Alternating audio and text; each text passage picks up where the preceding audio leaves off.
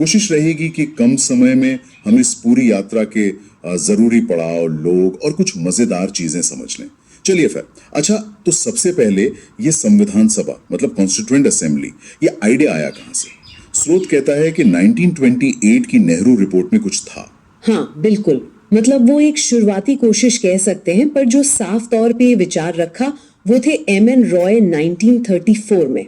M.N.. Roy 1934, ठीक है जी। फिर 1935 में कांग्रेस ने इसे अपनी ऑफिशियल मांग बना लिया और फिर 1940 का जो अगस्त ऑफर था उसमें अंग्रेजों ने सिद्धांत रूप में हाँ कह दी। सिद्धांत रूप में, पर बनी कब असल में? असल में गठन हुआ 1946 के कैबिनेट मिशन प्लान के तहत। ओके, 1946। और फिर पहली मीटिंग हुई 9 दिसंबर 1946 को। पहले अध्यक्ष तो अस्थायी थे, डॉक्टर सच्चिदानंद सिन्हा। हाँ बिल्कुल, वो सबसे सीनियर थे तो उन्हें चुना गया।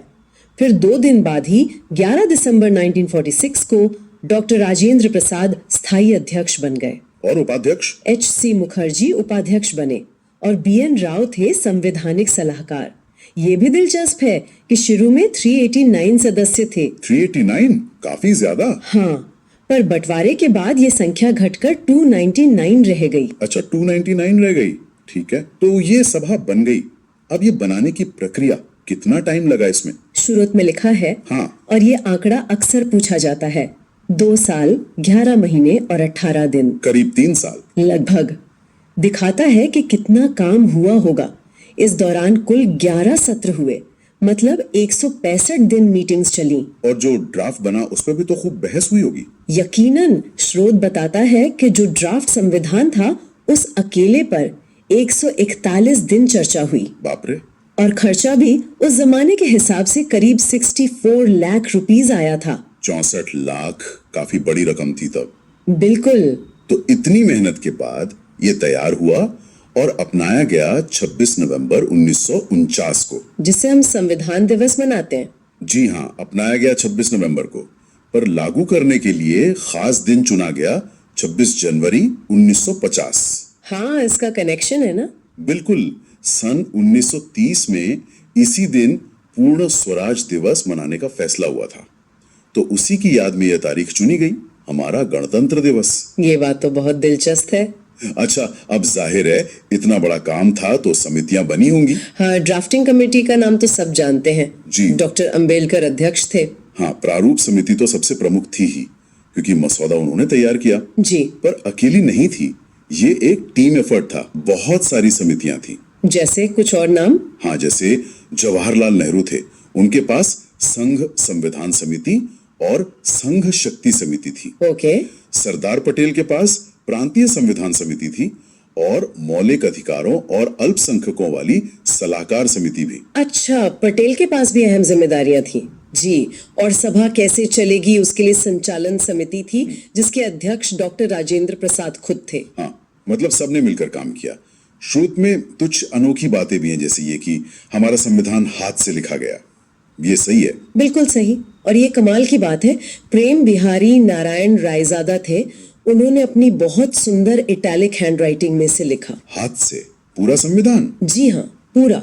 और सिर्फ लिखा ही नहीं, शांति निकेतन के कलाकारों ने, नंदलाल बोस जैसे बड़े कलाकारों ने हर पन्ने को सजाया भी है। अरे वाह। इसकी 2 ओरिजिनल कॉपी है, हाथ से लिखी हुई, एक अंग्रेजी में एक हिंदी में, दोनों सजी हुई हैं। ये तो मतलब एक कलाकृति भी है। बिल्कुल। श्रोत में वो सूचियों का भी जिक्र है, यूनियन लिस्ट, स्टेट लिस्ट। हाँ, संघ सूची, राज्य सूची और समवर्ती सूची, ये शक्तियों का बंटवारा दिखाती है। संघ सूची पर केंद्र, राज्य वाली पर राज्य और समवर्ती पर दोनों बना सकते हैं। ठीक है, अब आते हैं संविधान की मुख्य बातों पर। स्रोत कहता है दुनिया का सबसे लंबा लिखित संविधान है। और क्या खास है? हाँ, सबसे लंबा तो है ही। इसमें संसदीय प्रणाली है जैसे ब्रिटेन में, ढांचा संघीय है पर केंद्र मजबूत है। और वो कठोरता और लचीलेपन का मिश्रण वाली बात। हाँ, मतलब कुछ चीजें बदलना बहुत मुश्किल है, विशेष बहुमत चाहिए, और कुछ चीजें आसानी से साधारण बहुमत से बदली जा सकती हैं। एक बैलेंस है। और स्वतंत्र न्यायपालिका है, मौलिक अधिकार है हमारे, राज्य के नीति निर्देशक तत्व हैं जो सरकार को गाइड करते हैं, और सबको वोट का अधिकार बिना भेदभाव के। एकल नागरिकता भी। हाँ, एकल नागरिकता, धर्मनिरपेक्षता मतलब राज्य का कोई धर्म नहीं, और इमरजेंसी के प्रावधान भी हैं। ये सब मिलकर इसे खास बनाते हैं। अच्छा, शुरुआत में प्रस्तावना है, प्रीएम्बल। कहते हैं ये संविधान का आईना है। बिल्कुल, ये पूरे संविधान का सार, उसका दर्शन बताती है। भारत कैसा देश होगा? संप्रभु, समाजवादी, धर्मनिरपेक्ष, लोकतांत्रिक, गणराज्य। और लक्ष्य? लक्ष्य है न्याय, स्वतंत्रता, समानता और बंधुत्व, भाईचारा। लेकिन इसमें समाजवादी और धर्मनिरपेक्ष शब्द तो बाद में जोड़े गए थे ना? सही कहा, ये मूल प्रस्तावना में नहीं थे। समाजवादी, धर्मनिरपेक्ष और अखंडता, ये तीनों शब्द 1976 में जोड़े गए 42वें संशोधन से। 42वां संशोधन, ठीक है। इसकी अहमियत पर कोर्ट में भी बात हुई, कुछ केस का जिक्र है? हाँ, ये बहुत जरूरी है। पहले बेरुबारी केस 1960 में कोर्ट ने कहा कि ये संविधान का हिस्सा नहीं है। अच्छा। पर फिर केशवानंद भारती केस 1973 में कोर्ट ने अपना ही फैसला बदला, कहा कि प्रस्तावना संविधान का अभिन्न अंग है और ये मूल ढांचे का हिस्सा है। मूल ढांचा मतलब बेसिक स्ट्रक्चर? हाँ, जिसे संसद भी नहीं बदल सकती। बाद में LIC वाले केस 1995 में भी इसे संविधान का हिस्सा माना। तो कोर्ट ने इसकी अहमियत को पक्का कर दिया। चलिए अब आखिरी बात, इसके स्रोत। कहते हैं हमने कई देशों से चीजें ली हैं। हाँ बिल्कुल, और ये दिखाता है कि बनाने वाले कितने खुले दिमाग के थे। उन्होंने दुनिया भर के संविधान देखे। पर ये नकल नहीं थी? नहीं, नकल नहीं। जो अच्छा लगा और भारत के लिए सही लगा, उसे अपनी जरूरतों के हिसाब से ढालकर अपनाया, अडेप्ट किया। सबसे ज्यादा असर किसका रहा? सबसे बड़ा स्रोत तो गवर्नमेंट ऑफ इंडिया एक्ट 1935 था।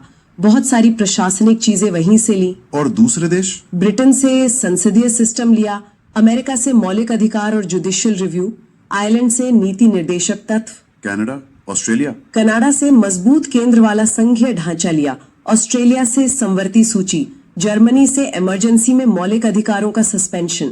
और फ्रांस से? फ्रांस से स्वतंत्रता, समानता, बंधुत्व के आदर्श जो प्रस्तावना में है। तो कई जगह से प्रेरणा ली गई। हाँ, सोवियत संघ से मौलिक कर्तव्य लिए, साउथ अफ्रीका से संशोधन की प्रक्रिया, मतलब जहां से जो अच्छा मिला उसे लिया। वाकई एक व्यापक नजरिया था। तो ये थी हमारे संविधान बनने की कहानी संक्षेप में। सच में लगता है कि कितनी सोच समझ और मेहनत लगी होगी। भारतीय संविधान ये सिर्फ एक कानून की किताब नहीं है, ये हमारे देश की कहानी की तरह है। उसकी